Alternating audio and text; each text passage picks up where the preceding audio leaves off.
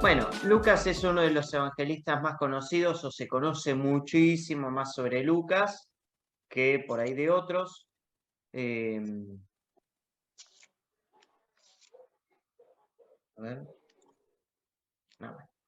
Bien, comenzamos.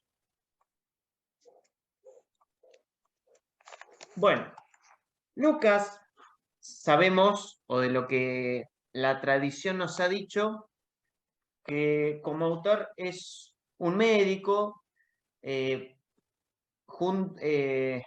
a la vez que como Marcos no conoció a Jesús presencialmente, pero bueno, a Lucas hay uno que aparece ahí en algunas cartas de Pablo, eh, es conocido en esos ambientes paulinos, incluso se dice que es médico, pero no se sabe a ciencia cierta si este Lucas que aparece ahí es el que está escribiendo, el autor de estos textos.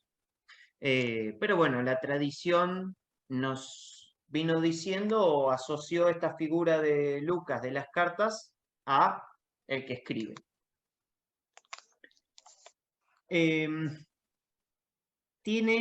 Es un escritor muy formado, muy culto, es médico, no se sabe muy bien de dónde podría haber sido, posiblemente dicen que sea de Antioquía, lo que sí, lo que hoy se conoce como Turquía o de Asia Menor.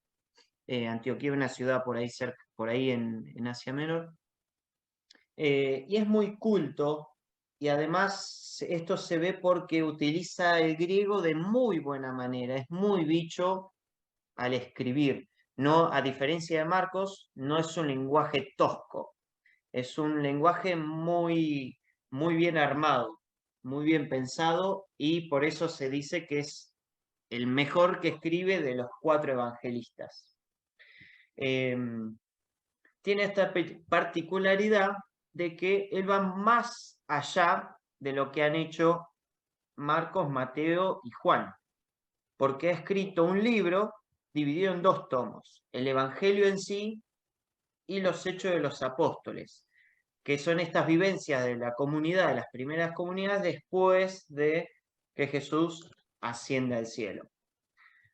Y eso se forma en una unidad. Si ustedes van a leer Lucas, o sea, si ustedes van a leer la Biblia y en orden leen Marcos, Mateo, Lucas y Juan, y preferiblemente podrían leer Lucas y Hechos de los Apóstoles y después Juan, o antes Juan y después Lucas y los Hechos, para que así sea un sentido más pleno al leer las 2 cosas en conjunto. Las fuentes que utiliza es principalmente Marcos. Marcos hasta es una copia, por así decirlo. Salud. Vamos a ver que... Gracias. No hay por qué.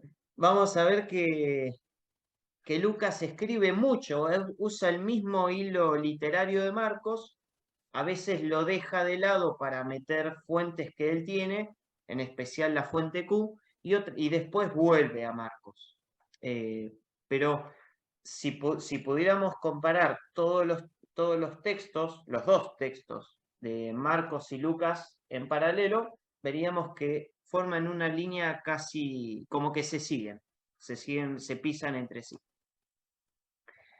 La fecha de composición la ubican dentro de los años 80, la década de los 80 del siglo I, obviamente,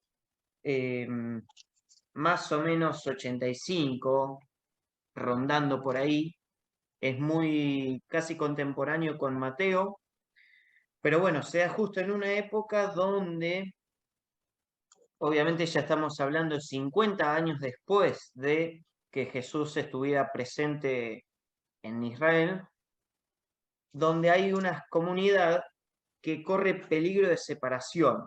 Que bueno, esto se puede presenciar muy bien, se presencia muy bien en los Hechos de los Apóstoles, con este primer concilio, el concilio de Jerusalén, por este tema de Bien, ¿qué hacemos? Si primero los tenemos que circuncidar a los cristianos que son paganos y seguir las tradiciones judías para que después sean cristianos cristianos, o no. O solamente la fe en Jesús ya es suficiente para que sean cristianos. Entonces, ante esta disputa, Lucas, con esta cultura que tenía, hace la mejor obra de conciliación de estas dos posturas. Obviamente para que no haya esa separación y para que tanto cristianos de origen judío como cristianos de origen pagano sepan que esto es parte del plan de Dios, del plan de salvación. El texto de Lucas 24, versículos 44 y del 46 al 47, sintetiza este pensamiento de Lucas, que Jesús vino para ambas cosas y que es el plan de Dios de ambas cosas. Esto que dice, se debía cumplir todo lo que está escrito acerca de mí en la ley de Moisés, en los libros de los profetas y en los salmos. Está escrito que el Mesías iba a padecer y resucitar al tercer día entre los muertos y, comenzando por Jerusalén, se iba a predicar en su nombre la conversión y el perdón de los pecados a todas las naciones. ¿Qué está queriendo decir Lucas con esto? Que la predicación a los paganos no es algo a partir de Jesús, sino que es parte de esta primera alianza. Tanto para Claudia como para Inés, nosotros en vez de decir en esta comunidad, tratamos de, en vez de usar las palabras Antiguo Testamento y Nuevo Testamento, estamos hablando más de primera alianza y nueva alianza. Obviamente alianza porque es un compromiso mutuo, tanto de Dios para con nosotros y de nosotros para con Dios. Si no, testamento es como algo que Dios dejó y bueno, nosotros después nos arreglamos. Por eso hacemos esto de hablar de primera alianza. No porque sea vieja y se deseche, sino que es la primera, pero también se sigue utilizándose junto con la nueva. Entonces, en esta primera alianza ya se va manifestando este deseo de Dios de que la salvación vaya también a los paganos. Y que obviamente el Mesías, como enviado suyo, por voluntad de Dios, lo va a promover, lo va a seguir manifestando. Por eso dice a todas las naciones. En cuanto a la estructura, vamos a ver dos cosas que un poco en esto concuerdan Lucas con Marcos, que es el tema que hay como una línea, hay como un viaje a realizar, un viaje que Jesús realiza. Pero Lucas lo hace más detallado y lo hace a propósito, porque muestra que en el Evangelio Jesús hace un viaje que es de Galilea a Jerusalén. Y después, en los Hechos de los Apóstoles, está este viaje de Jerusalén a los confines de la tierra, a Roma, por ejemplo, ¿no? Como centro de ese mundo que conocían. Que en estos casos, tanto en los evangelios está la figura central de Jesús y en las figuras de Pedro y Pablo son las centrales en los Hechos de los Apóstoles. Y que Jerusalén aparece como este centro de toda la obra lucana, donde Jesús termina sus últimos tiempos, su última parte de la misión, y es donde también ahí comienza la misión de los discípulos, de los apóstoles, que se va a marcar en Hechos.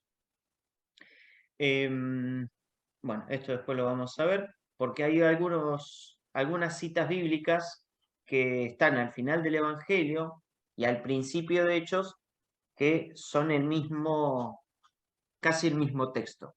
Es como si siguieran, como si fuera el punto de unión entre uno y otro. Bueno, nosotros sabemos que en Lucas hay un prólogo donde le habla a un Teófilo. Bueno, Teófilo hoy se conoce como un nombre, pero sabemos que Teófilo significa amado de Dios, así que es una figura representativa de cualquier cristiano que lea el Evangelio de Lucas. O sea, a vos, que sos amado de Dios, te escribo esto. Y fíjense, vamos a ir a ese texto. ¿Quién quiere leer? Necesito a alguien que busque Lucas capítulo 1. Sí, acá lo tengo. Bien. Y otro que vaya buscando mientras Hechos capítulo 1,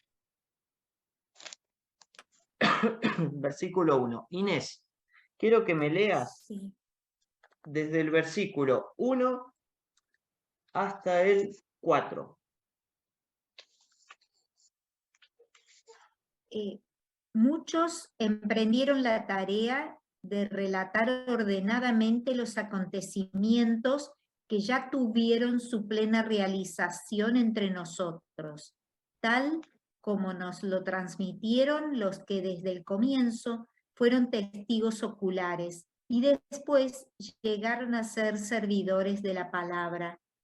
También yo, ilustre Teófilo, investigué todo con cuidado desde sus orígenes y me pareció bien escribirte este relato ordenado para que conozcas la solidez de las enseñanzas en que fuiste instruido.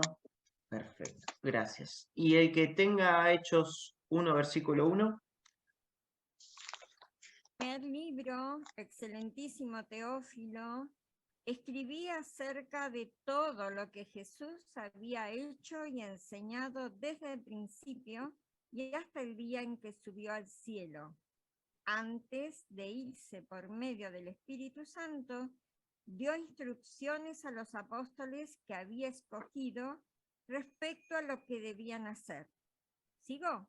No, hasta ahí, gracias.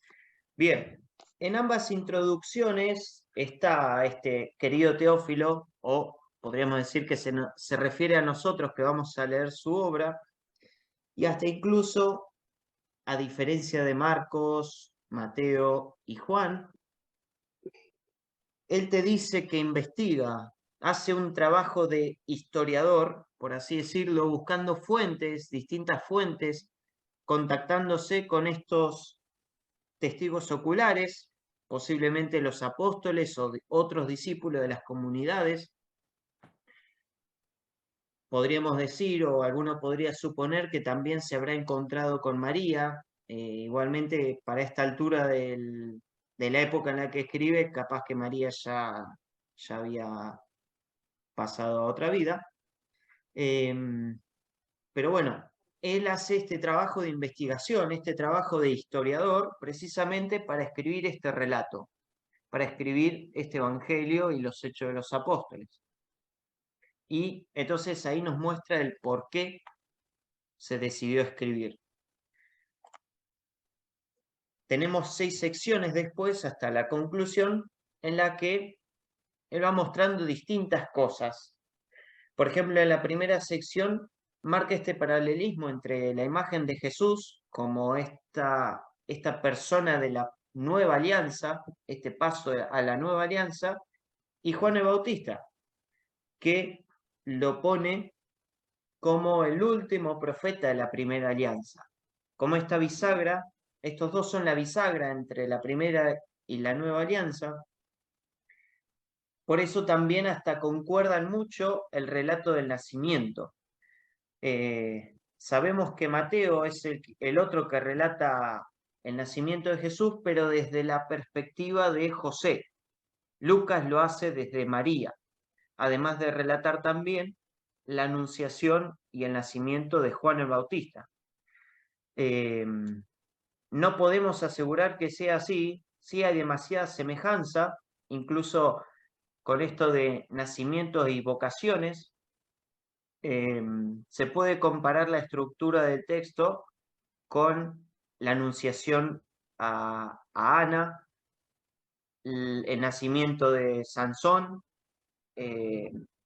o por ejemplo los textos de vocación de Moisés, en los que Dios se presenta ante esta persona, le dice lo que pretende de él, o de ese personaje.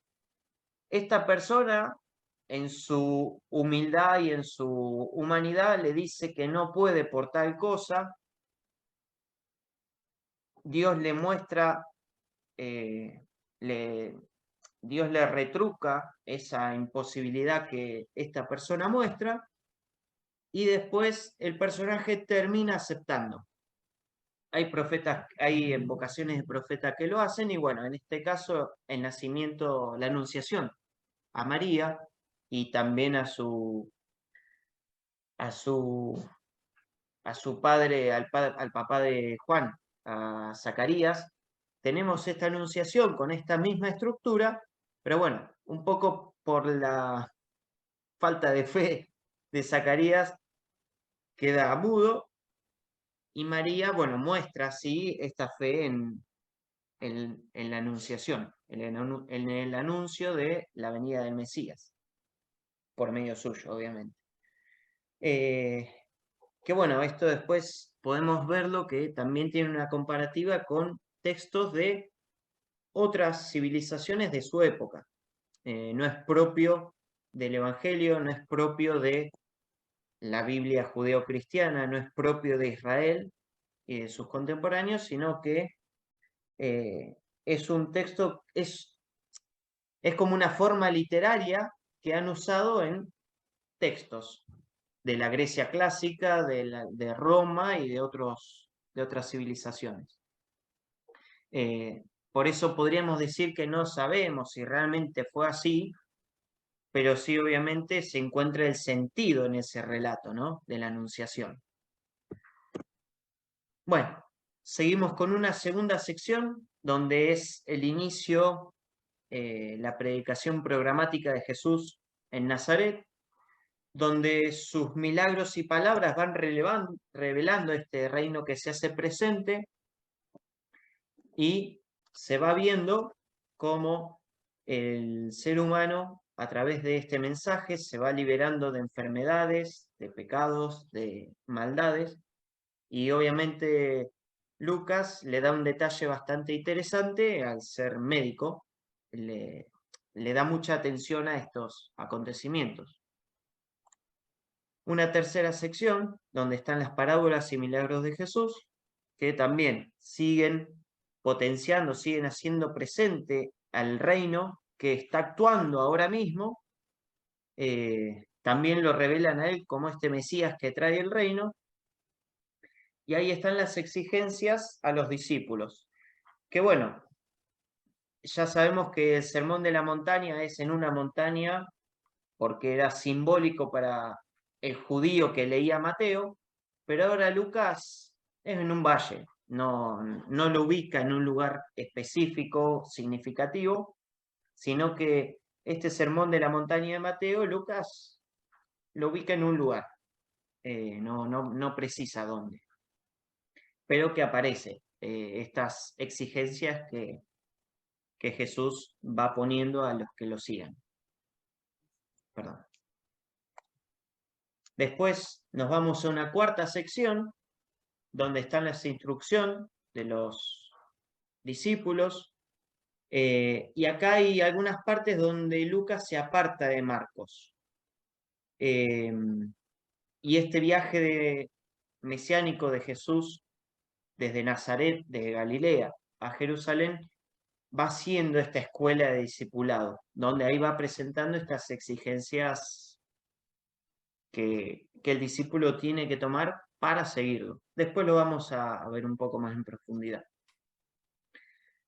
En la quinta sección, Lucas retoma el relato de Marcos, pero obviamente le da su característica, le da su impronta, en la que vemos a un Jesús más pacífico que por ahí el que podríamos encontrar en Marcos, que ya está en Jerusalén, y que es este maestro que enseña en el templo durante largas horas y que enseña con la autoridad del que lo envió, a diferencia de los sacerdotes o escribas o fariseos que estaban en ese entorno.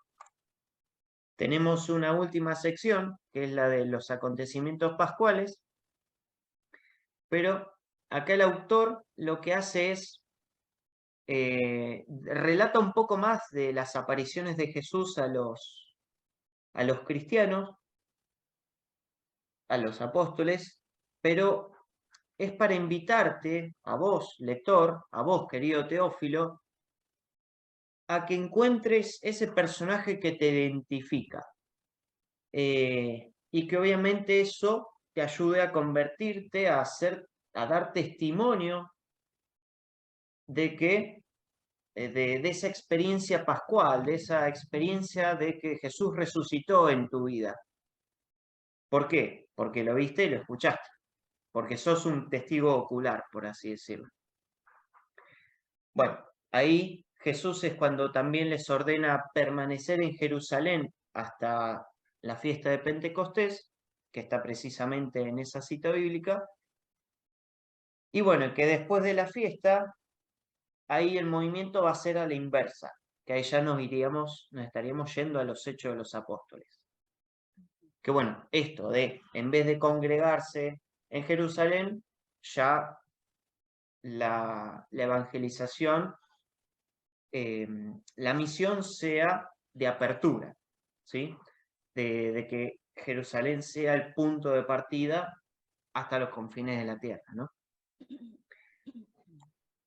Y bueno, después, por último, la conclusión, que si vamos a la conclusión, alguien que busque esa parte, Lucas 24, del 50 al 53, y la quiera leer.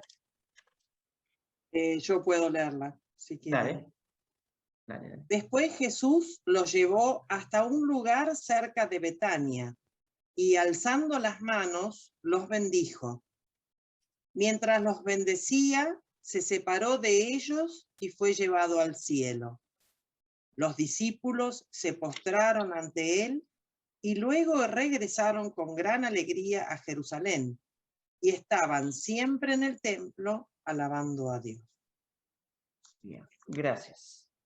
Bien, fíjense que ahí dice que estaban con alegría, que iban a alabar a Dios al templo, pero después es llamativo cuando nos vamos a Pentecostés que estaban todos encerraditos de miedo. Bueno, son actitudes que por ahí ha dado un texto a otro, pero en el Evangelio justamente una de las características que le dan a Lucas es ser el Evangelio de la alegría. Después lo vamos a ver bien, pero bueno, acá vemos cómo supuestamente la ascensión de Jesús es parte de la alegría de los discípulos, de los apóstoles que quedan en la tierra. Después en Pentecostés vemos la actitud contraria, que están encerrados y por miedo a los judíos.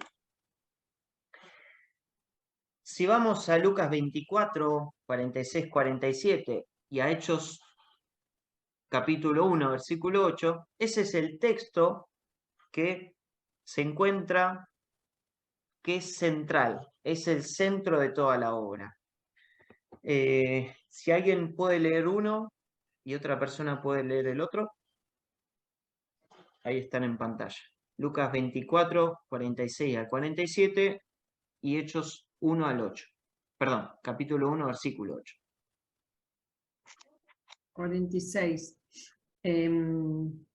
Dice y añadió, así estaba escrito, el Mesías debía sufrir y resucitar de entre los muertos al tercer día, y comenzando por Jerusalén, en su nombre debía predicarse a todas las naciones la conversión para el perdón de los pecados.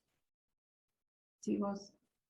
Ustedes son testigos de todo esto. Y yo les enviaré lo que mi Padre les ha prometido. Permanezcan en la ciudad hasta que sean revestidos con la fuerza que viene de lo alto. Bien. Y Hechos 1, versículo 8. Yo lo tengo. Dale. Hechos 1, versículo 8. Pero el Espíritu Santo vendrá sobre ustedes y recibirán su fuerza, para que sean mis testigos en Jerusalén, en toda Judea, en Samaria y hasta los confines de la tierra. Bien, seguí hasta el 11, inclusive. Después de decirles esto, mientras ellos lo estaban viendo, él fue elevado y una nube lo ocultó de su vista. Se quedaron mirando fijamente al cielo mientras él se alejaba de ellos, cuando de pronto se presentaron dos hombres vestidos con túnicas blancas, que les dijeron: Galileos, ¿por qué se han quedado mirando al cielo?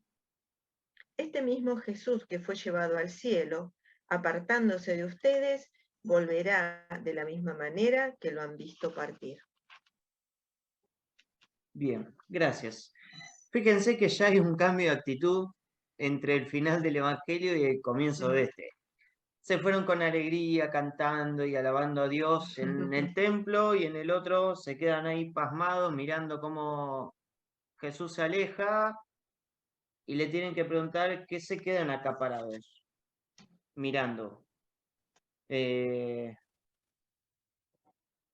Y obviamente animándolos a ir, a volver, a llevar el mensaje. Bueno, después si seguimos leyendo, dice que van volviendo todos a Jerusalén, pero bueno, todos siguen encerrados en el cenáculo, todos siguen encerrados en el lugar donde estaban, eligen a Matías, que es el que sigue, reemplazaría a Judas, que se había suicidado en ese momento, y después quedan ahí encerrados hasta que el Espíritu viene, de miedo, totalmente diferente a cómo termina el Evangelio. No sé si lo hizo por algún motivo, no investigué muy bien por qué esa diferencia, pero bueno, puede ser también para analizar la actitud que puede tener uno como discípulo en estas situaciones.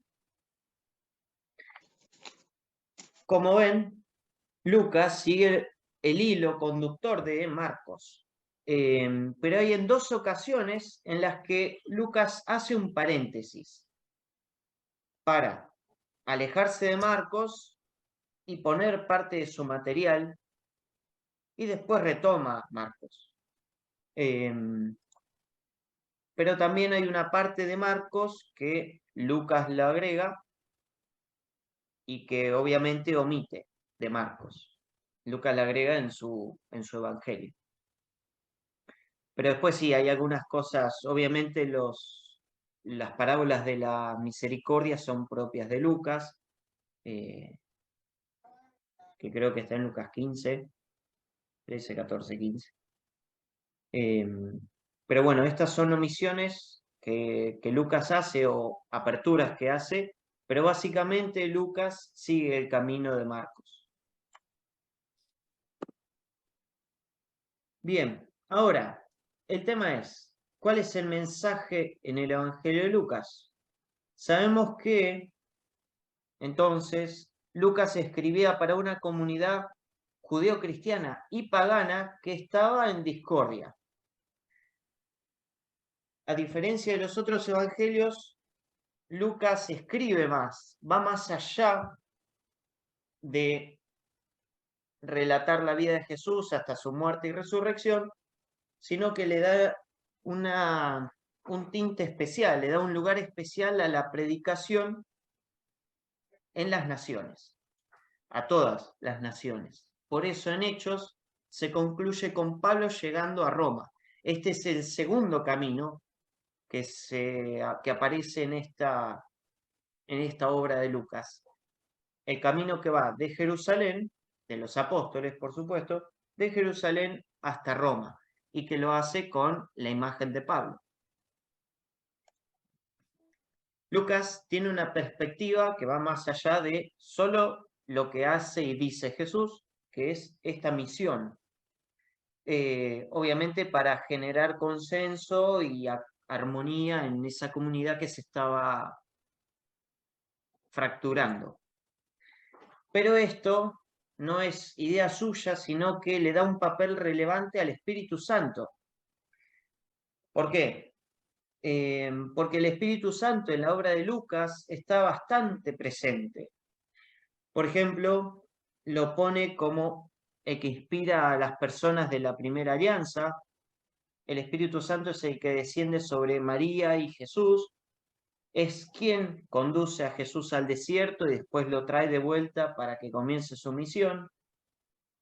Jesús mismo aparece diciendo, comienza su ministerio. Esto es importante ver en los evangelios cómo es que Jesús da su inicio, cómo comienza él su carrera, su ministerio. En cada evangelio es como un primer pantallazo de qué es lo que va a hacer Jesús en el resto de la obra, o cómo le va a dar concreción a eso. Quiero que busquen Lucas 4:18, que vamos a leer todo eso que Jesús dice. Obviamente sí, ya comienza diciendo, el Espíritu del Señor está sobre mí. Pero sigue diciendo otras palabras que son interesantes para tener en cuenta en este evangelio, que es lo que dice Jesús, es como su programa de acción, y que lo vamos ya sabiendo lo que dice Lucas y muchas de sus parábolas, ya nos vamos a dar cuenta. ¿Quién tiene el texto?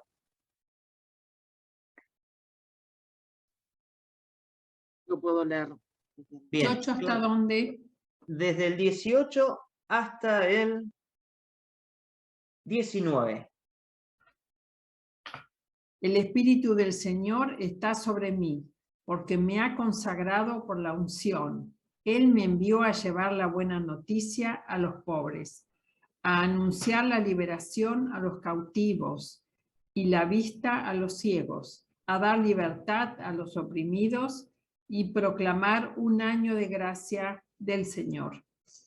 Bien, perfecto. Muchos biblistas dicen que esto del año de gracia no es algo al azar, sino que, sacando cuentas de calendario, ese mismo año en que Jesús está diciendo esto, está ocurriendo este año del jubileo.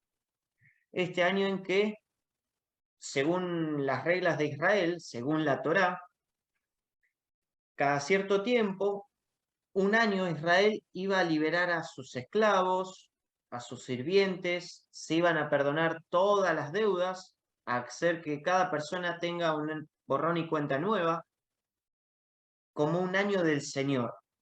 Un año en que todo está perdonado, todos comenzamos de cero, no hay deudas, no hay esclavos, obviamente esclavos que muchas veces terminan en esa condición por no pagar estas deudas. Entonces, el que Jesús diga eso, que trae un año de gracia del Señor, se asocia también con esto de la misericordia. Porque esto de, ¿se acuerdan? Creo que nosotros lo habíamos visto con la imagen del Goel, con el texto de Ruth, esta persona que libera al esclavo, esta persona que saca esa, que es el que se compromete a sacar a esa persona de su condición de esclavo, de siervo, de su condición infrahumana. Bien, Jesús acá está diciendo eso. Yo vengo a traer la misericordia de Dios para todos, a liberar a los esclavos, a dar la vista a los ciegos, a liberar oprimidos. Entonces, con este primer programa, además de que está sustentado por el Espíritu Santo, ya en el Evangelio de Lucas podemos ver que Jesús viene a traer la misericordia de Dios, que ya está más que nada está explícito. Nosotros sabemos que Dios tiene misericordia por el ser humano y que está demostrado en todo el actuar de Jesús. Pero bien, acá se hace más explícito. Por eso Lucas es el Evangelio de la misericordia. donde tenemos 3 grandes parábolas muy importantes para nosotros. Bueno, después el Espíritu en los Hechos desciende sobre los apóstoles, elige y envía a Pablo. El Espíritu Santo también está en ese concilio de Jerusalén, que ahora después vamos a ver bien qué es lo que pasa ahí. Y también dirige los pasos de Pablo hasta el final de sus días. Anchi, Sí. Siguiendo con esto que decís del Evangelio de la Misericordia, ¿Mm? a mí me da mucha risa cómo Lucas omite, porque copia casi textualmente a Isaías en este pedacito de Lucas 4, Isaías 61, lo copia textualmente y pone, Isaías dice, a los prisioneros de la libertad, a proclamar el año de gracia de Dios y el día de la venganza de nuestro Dios, dice Isaías. Hermoso.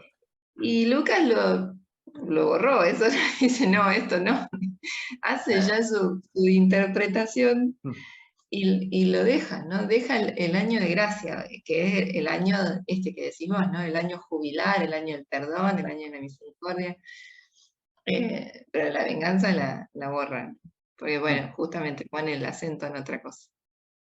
Exacto. Gracias, Adri. Sí, que hasta, bueno, Lucas nos hace ver que posiblemente hasta Jesús podría haber optado omitir esa parte.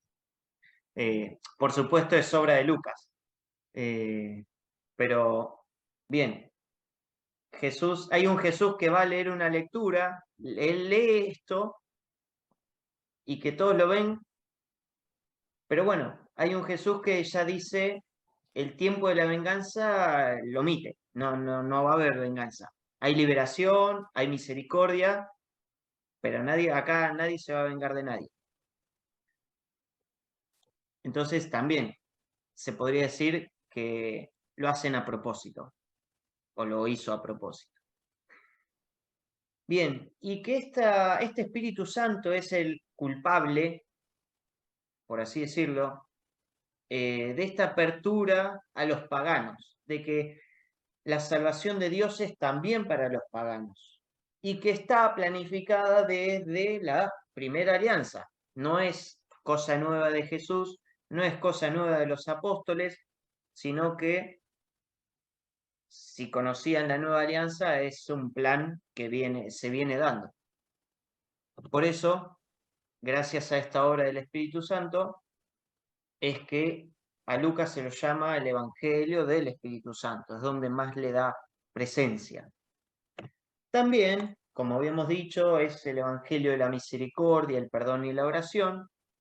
Es el Evangelio de los pobres, porque acá es donde aparece, el único lugar donde, por ejemplo, aparece el texto del rico y Lázaro, el rico de Pulón y Lázaro, y tantos otros textos, pero Lucas muestra de forma negativa al rico, y obviamente de manera positiva y como predilecto de Dios al pobre. Pero aclarando esto, no es que Lucas alaba la pobreza, sino que obviamente Dios quiere, y como se canta en el Magnificat, elevar a los humildes, colmar a los hambrientos, pero que esa situación de pobreza haya esperanza ahí. Porque está bien, hoy la pobreza, hablar de riqueza y pobreza hoy no es lo mismo en aquella época, donde ser pobre se consideraba estar maldito por Dios, donde ser pobre te garantizaba que no ibas a poder comprar el perdón de Dios, porque en aquella época recuerden que había que hacer un sacrificio para que Dios te pueda perdonar. Y cuanto más grande era la ofrenda, mayor era el perdón.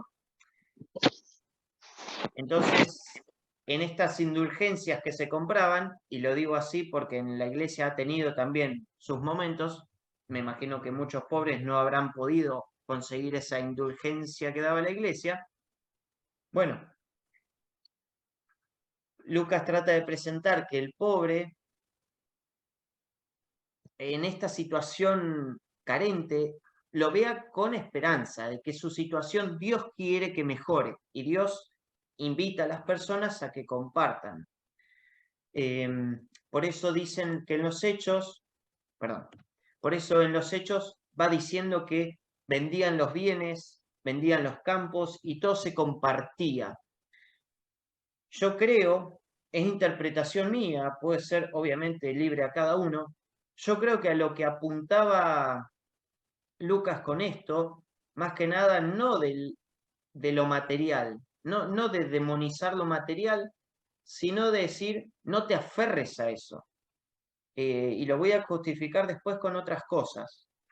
Pero más que nada no el que tengas dinero y lo compartas, sino el que tengas dinero y te aferres tanto de que no puedas compartir lo que tenés, más allá sea que te sobre o no, ¿no?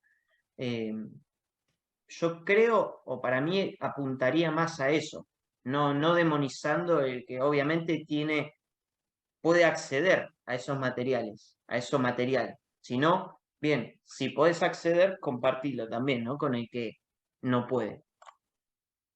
También se lo llama el Evangelio de la Alegría, justamente por todo esto que hemos hablado antes, ¿no? De los discípulos al final del Evangelio se iban alegres, saltando y yendo a rezar al templo y a alabar a Dios al templo. Pero bueno, es el Evangelio de la Alegría porque a pesar de las exigencias y de las renuncias que uno tiene que hacer, porque Lucas interpreta que el discipulado es renunciar a todo, cargar la cruz cada día, hay como una recompensa, hay algo más que se va a recibir mucho más de lo que uno da, ¿no? Por eso también esto que dice, y lo que yo justificaba, esto de renunciar a todo lo que se ama y a todo lo que se tiene. Yo creo que el rico que renunciaba a poseer todo eso material, más allá de que después lo recupere, va a ser diferente a que lo comparta, a que pueda soltar, ¿no? Por así decirlo. Y bueno, esto es lo que decía de los miembros de la comunidad cristiana en los Hechos, que renunciaban a esos materiales, a esos bienes materiales, y que ninguno padecía necesidad, todo se compartía. Que está bien, uno podría decir, y demasiado idealizada, o demasiado lindo era eso. No, después vemos que sí, tenían sus disputas. En las cartas de Pablo veíamos que algunos se acaparaban más que otros y no se compartían los bienes. Pero bueno, lo muestra así como una especie de ideal. Hay que alcanzar esto como comunidad. Juanchi, Sí. también a mí me parece que el propósito del Evangelio de Lucas también, bueno, junto con los evangelios en sí, ¿no? Sí, sí. Es cambiar el lugar teológico, digo, ¿no? Como cambiar el pensamiento de dónde está Dios. ¿No? Dios no está en la ley de retribución, ¿no? Yo hago esto, entonces Dios hace esto. Dios no está entonces si mis padres hicieron esto, yo también recibo. Estoy atado a una maldición o atado a una bendición, claro, según lo que pasó, ¿no? Entonces, este determinismo, esta como visión tan poco divina, ¿no? Tan poco trascendente, sino atado a tantas cosas, ¿no? Tan poco libre. Yo creo que la opción por los pobres del Evangelio de Lucas trata de ubicar a Dios en otro lado, ¿no? Ubicarlo en los pequeños, ubicarlo en los sencillos, ubicarlo en la libertad, ubicarlo en la gratuidad. No necesitas hacer nada, sino simplemente amar. O sea, rompe totalmente con una teología de la primera alianza que, ojo, no es el Dios de la primera alianza, porque yo creo que hay una total continuidad entre el Dios de la primera alianza y el Dios de la segunda alianza, o de la alianza definitiva, sino en la teología, sino en cómo cómo se entendía Dios y cómo se interpretaba. Hay una evolución, gracias a Dios, ¿no? Hay una evolución en la teología que llevó a la comunidad lucana a hacer esta interpretación, y que también nos pasa la posta a nosotros, a que en el siglo XXI también sigamos evolucionando teológicamente para ver dónde está el lugar. Bueno, Lucas nos dice esto, ¿cuál es el lugar teológico de Dios en el siglo XXI? ¿no? Exacto. Sí, y esto de lo que vos decías de la gratuidad, de no hay determinismos, obviamente está muy bien ejemplificado en las parábolas de la misericordia. Yo acá no detallé nada, no escribí nada porque es un tema importante que vamos a tocar el próximo encuentro. Pero si despedazamos solamente la parábola del Padre Misericordioso, que seguramente ya lo han hecho en misas o encuentros catequísticos o lo que sea, incluso en el Año de la Misericordia, o en la pintura de Rembrandt, el padre ya le da el perdón al hijo y el hijo le quiere retribuir de alguna manera, ofreciéndose como obrero, y el padre no quiere nada a cambio, ya le dio el perdón de entrada. Pero bueno, eso es tema de otro encuentro. Pero bien, el Papa, esta... el Papa el domingo en el Angelus, porque es el Evangelio, el del rico fue el Evangelio de este domingo, ¿no? Decía, porque si demonizamos lo material, ¿no? ¿En qué quedamos? ¿En qué queda nuestra vida? Porque no podemos hacer, bueno, por un lado espíritu y por otro lado cuerpo, ¿no? Somos toda una integralidad y todos queremos crecer, ¿no? Todos queremos, cuánto me gustaría a mí en algún momento tener mi casita propia, ¿no? Todos soñamos con crecer. El tema es, como vos decías, ¿no? ¿A dónde ponemos el corazón? Y que esto que tenemos tiene sí o sí una dimensión social. Y esta es la doctrina social de la Iglesia, ¿no? Toda propiedad tiene una dimensión social. Todo lo que tenemos. Y como decía Luis en el comentario este domingo, acumular de una manera no social es inmoral. ¿no? Acumular en una manera que no incluya al otro es inhumana. Entonces, lo social, esta dimensión del compartir y del estar con el otro, es evangélico, es puramente evangélico. Claro, yo a los chicos les tiro números, por ejemplo, cuando se habla de esto, porque sí, por ahí es esta diferencia, ¿no? Y la riqueza y esto. A ver, ¿y qué mejor que si podés ayudar a una persona a poder ayudar 10 personas sin tener que sacarle la comida de la boca a tus hijos? ¿Qué mejor? Pienso, ¿no? Que tenés la posibilidad de ayudar a más, en cantidad o en calidad, no sé.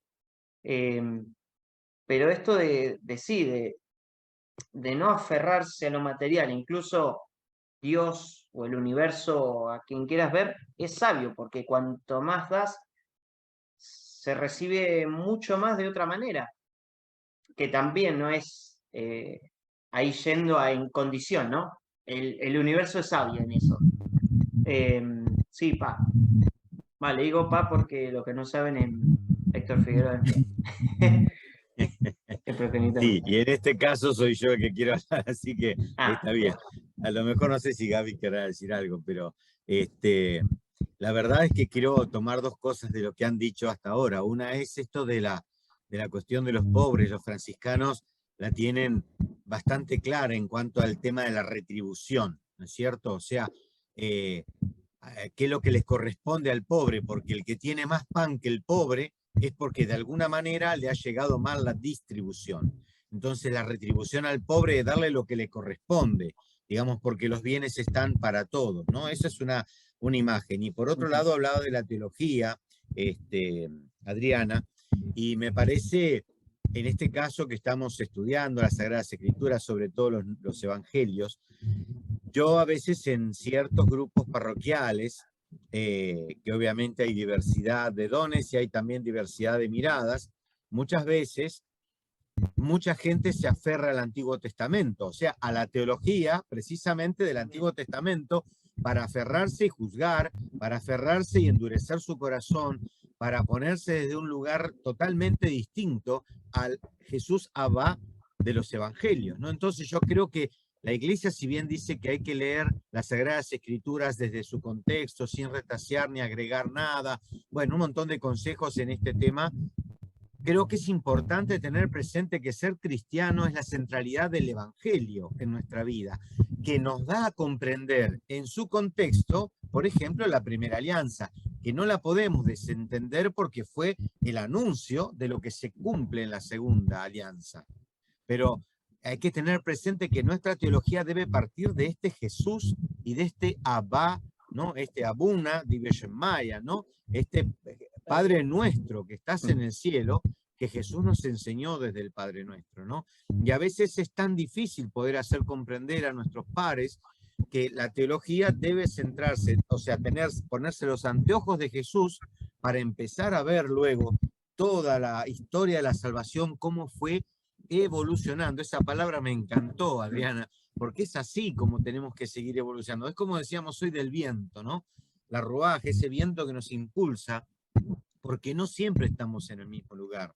Desde la filosofía dice, nadie se baña dos veces en el mismo río. Indudablemente, o sea, todo va cambiando. Y en esa novedad que nos da el Espíritu, que hace nuevas todas las cosas, creo que es la mirada propia del Evangelio. Por eso quería tomar estas dos cosas como concepto. Gracias. Gracias. Bien.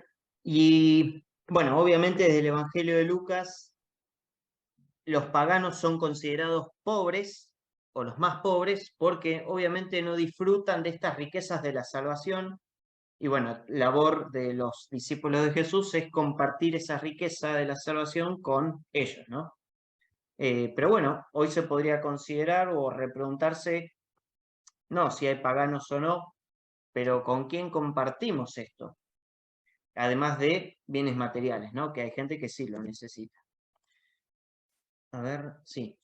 Bueno, y acá hay unas preguntas que a mí me surgieron, que yo me podría hacer o podríamos hacer desde el Evangelio de Lucas, nos queda poco tiempo, que obviamente cada uno después de leer el Evangelio se puede preguntar. La primera que me hice es, ¿qué clase de testigo soy? O formulado de otra manera, ¿cómo soy testigo?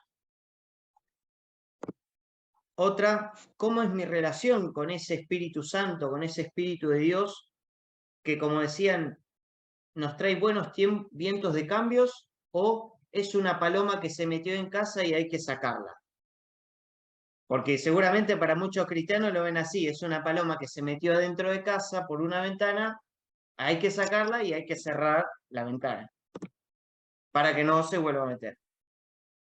¿Cómo es mi relación? Y esta la podría reformular. ¿Cómo es mi relación con los bienes materiales y con el prójimo? Podrían ser una misma. O cómo eso influye con mi prójimo. Y si soy promotor de paz, sanación, liberación en mi entorno. Son preguntas que yo me hice. Las pueden usar otras, crear otras.